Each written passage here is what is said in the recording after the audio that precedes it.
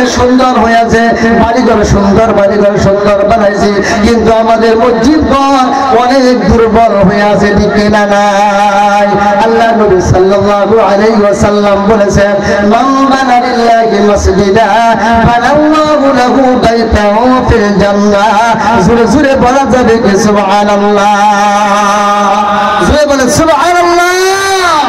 আমার নবী বলেছেন, কোন মানুষ যদি দুনিয়ার বুকে যদি আমার ঘরকে নির্মাণ করার জন্য 1 টাকা দিয়েছে, আমার ঘরকে নির্মাণ করার জন্য 1 ব্যাগ সিমেন্ট দিয়েছে, আমার ঘরকে নির্মাণ করার জন্য 1টা ইট দিয়েছে, আমার ঘরকে নির্মাণ করার জন্য 1টা টাইলস দিয়েছে, আল্লাহ নবী সাল্লাল্লাহু আলাইহি ওয়াসাল্লাম বলেছে, কিয়ামতের দিবসে ওই মানুষটা আমার আরশের ছায়ার নিচে জায়গা পাবে। বলেন সুবহানাল্লাহ, সুবহানাল্লাহ।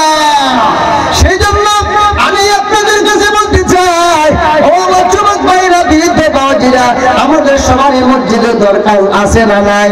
কার কার মসজিদের দরকার আছে? দুটো হাত আল্লাহকে দেখায় দেন।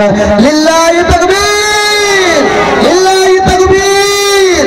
সেই জন্য আমি ওয়াজ লম্বা করতে যাই না, এই জন্য 10:30 বেজে গেছে।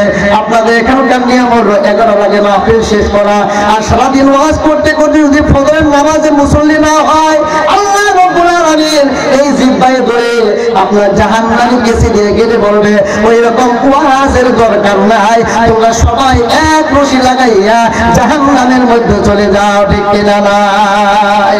আপনাদের দিকে নিয়মটা খুব ভালো লাগছে, বলেন সুবহানাল্লাহ। সেই জন্য আল্লাহর ঘরের জন্য আপনি যে নামাজ পড়বেন, আপনি নামাজ পড়বে, সবাই নামাজি জানি। এইদিকে আমি 2টা জিনিস দেখলাম। এক নম্বরে হলো, আপনার এদিকে যখন নাকি আমি আসলাম, মনে হয় এটা জান্নাতের বাগান। বলেন সুবহানাল্লাহ। সাহাবাদের ঘরের মতো আপনাদের অঞ্চলের এই ঘর, বলেন না সুবহানাল্লাহ। সাহাবাদের ঘরের মতো আপনাদের ঘর। এই জন্য এই দুনিয়াটা হলো মুসাফির খানা, মুসাফির খানার মতো ঘর আপনারা বানাইছেন। আপনারা সবাই জান্নাতের মধ্যে যাবেন, বলেন সুবহানাল্লাহ। সেজন্য আমরা সবাই আল্লাহর ঘরকে ভালোবাসি কি বাসি না? আল্লাহর নবী বলেছেন, কোন মানুষের অন্তরের মধ্যে যদি আমার ঘরের মুহাব্বত থাকে, মুহাব্বত রাখে, ওই বান্দাকে আমি কিয়ামতের দিবসে আমি আরশের ছায়ার নিচে জায়গা দেব। বলেন সুবহানাল্লাহ। ভাইজানকে রাগ করতেছেন নাকি? রাগ করতেছেন নাকি? ইনশাআল্লাহ রাগ করতেছেন?